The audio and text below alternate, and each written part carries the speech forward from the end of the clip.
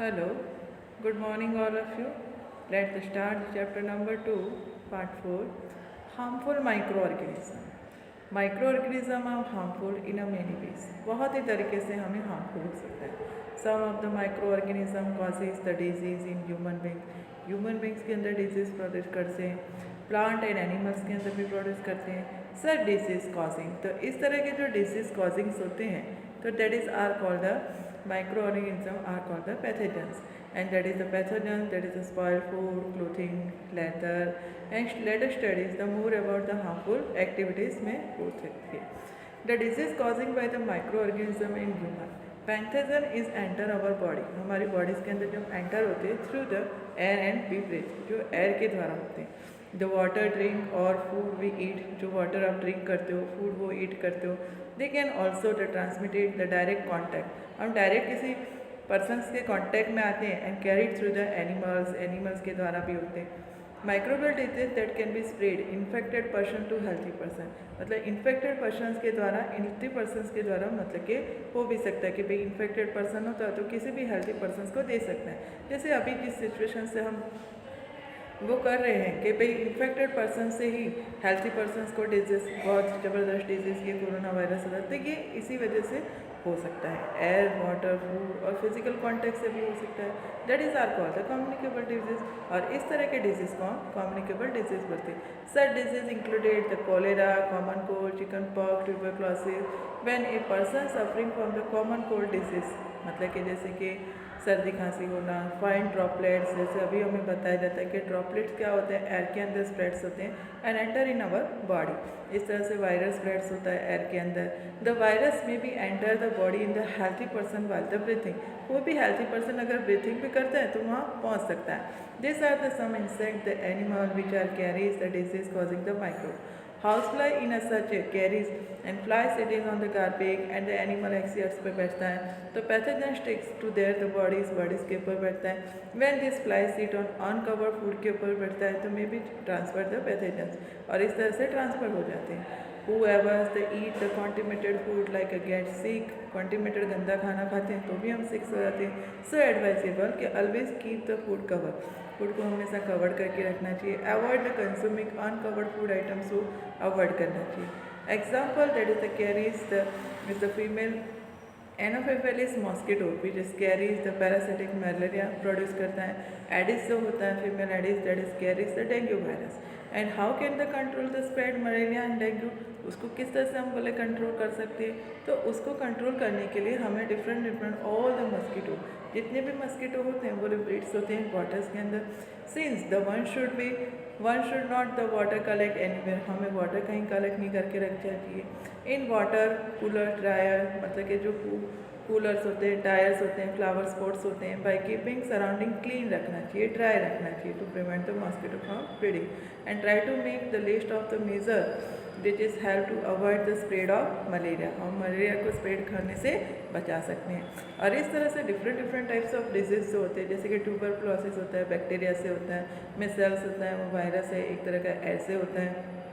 Chicken pox is also air and the polio is also the virus जो air से मतलब कि transmitted होता है. और उसकी वजह से कंप्लीट आइसोलेशन मतलब उसको अलग से रखना चाहिए.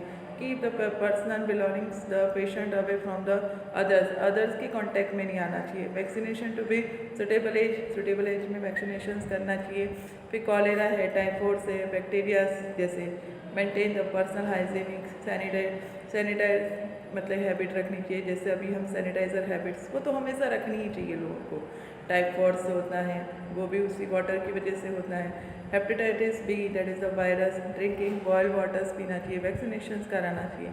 Malaria that is the protozoa that is the mosquito spread. And use the mosquito in the net के अंदर हमें सोना चाहिए. इंसेक्टिसाइड. कंट्रोल द ब्रीडिंग्स को कंट्रोल करना चाहिए, मतलब वो पनपनी नहीं चाहिए. नॉट अलाउ वाटर कलेक्टिंग नहीं करना चाहिए, मतलब कि some of the common disease effected in human their modes of transmission few general method से हम कर सकते हैं. And that is the prevention given the table से हम प्रिवेंटेशन ले रखते हैं. Disease causing by the microorganism in animal. काफ़ी सारे एनिमल से भी होते हैं. Several microorganism not only causes the disease in human and plant but also, मतलब कि जैसे जो अलग अलग डिजीज होते हैं अदर एनिमल से भी होते हैं. For example anthrax is a dangerous in human के लिए भी डेंजरस है। कैटल डिजीज है, कॉजेज बाय द बैक्टीरिया से होता है। Food and the mouth disease is cattle से हो सकते हैं एंड कॉजेज बाय वेरियस, मतलब कि अलग अलग तरीके से होता है, that is by virus and disease causing by the micro organism. Plant के अंदर भी डिफरेंट टाइप्स ऑफ डिजीज होते हैं। Several micro organism causes in disease in plant like wheat, rice, potato, sugarcane, orange, apple and other disease. And the disease reduce in the yield in the crops, मतलब कि crops में ही crop production में भी होते हैं। Such as plant disease होते हैं, they control by the, हम उसको कंट्रोल कर सकते हैं by the different types of, मतलब कि अलग अलग मेथड से हम कंट्रोल कर सकते हैं। जैसे सिट्रस कैनकर्स होता है, बैक्टीरिया से होता है। रस्ट ऑफ वीट के ऊपर भी रस्ट हो जाती है, फंगस आ जाती है जो एयर और सीड्स के अंदर मतलब ट्रांसपोर्टेशन होता है। येलो बीन्स मतलब कि जो भिंडी के ऊपर लग जाती है वो वायरस या इंसेक्ट्स के द्वारा मतलब स्प्रेड होती हैं। तो फूड पॉइजनिंग क्या है? वो जो was invited by his friend, अपने पार्टी पे जाता है, वहाँ फूड खाता है एंड रीचिंग होम जब आता है तो उसको वॉमिटिंग स्टार्ट हो जाती है और उसको हॉस्पिटल ले जाया जाता है। The doctor condition could be food due to the food poisoning and food poisoning could be from consumption of food spoil, जैसे गंदा हो जाना, सब माइक्रो ऑर्गेनिज्म होना। Micro organism grow on the food sometime the product of the toxic substance बनाता है and this is the make the food poisons बनाता है एंड सीरियस इलनेस आती है, कई बार तो डेथ भी हो जाती है। So it is very important so the preserve the fruit, preserve करके रखना चाहिए। तो फ्रूट प्रिजर्वेटिव्स जब जैसे कि हम चैप्टर 1 के अंदर पढ़ गए कि फ्रूट प्रिजर्वेटिव स्टोर करके रखना, फिर दैट इज़ एट होम मतलब कि ब्रीड्स करके रखना, फिर यहाँ पर ब्रीड द फूड मॉइस्चर मतलब मॉइस्ट कंडीशन से दूर रखना, फंगस से दूर रखना। Spoil the food, emit the bad smells and bad taste होता है तो चेंज कलर जैसे होता है तो उसको खाना नहीं चाहिए क्योंकि बिकॉज इसके अंदर केमिकल रिएक्शन हो चुका होता है। पहले thought that is the mango but will not eat them few days, मतलब कि पहले मैंगो लाई पर उसको थोड़े दिन तक खाया नहीं था। ये point the spool spoil and the rotten मतलब ख़राब हो गए। But no the mango pickle her grandmother maker does not spoil, उसकी ग्रैंड मदर जो मैंगो पिकल्स बनाती थी वो स्पॉइल नहीं होते थे, तो उसको कन्फ्यूज़न हो गया।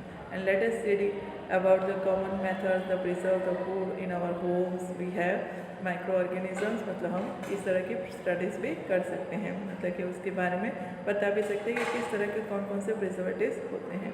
केमिकल जो मेथड होती है प्रिजर्वेटिव्स की वो मैं आपको अगले सेशंस में एक्सप्लेन करूँगी। Thank you all of you.